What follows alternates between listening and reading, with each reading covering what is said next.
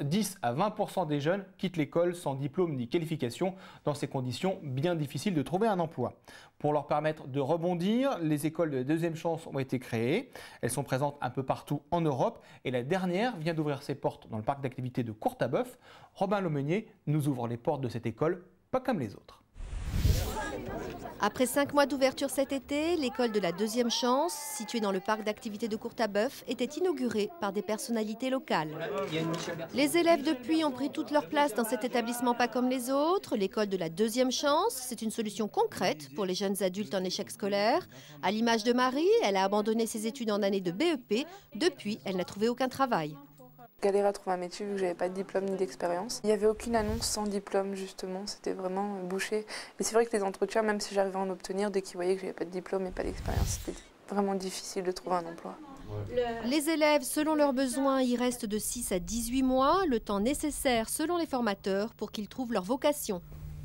L'originalité de l'école, c'est que le stagiaire va faire un travail sur soi-même pour essayer de trouver la voie qui lui convient, le métier qui lui convient. Donc il y a un travail vraiment approfondi, des questionnements sur soi, des connaissances du monde économique environnant. Le but final, c'est qu'il sorte vers un métier choisi.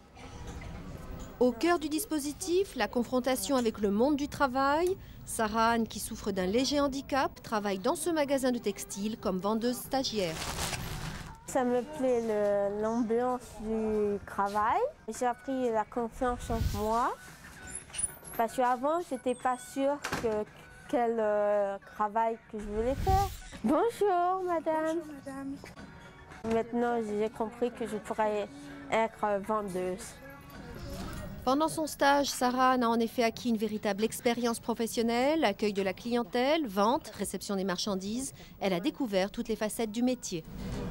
Sarah, vous pouvez me faire le réassort de cette qualité-là, s'il vous plaît? Quand je prends quelqu'un en stage, je ne fais pas de différence avec mon équipe. On lui apporte la formation nécessaire au bon déroulement de ce qu'on lui demande. Là, elle est vraiment confrontée à la réalité avec des clients.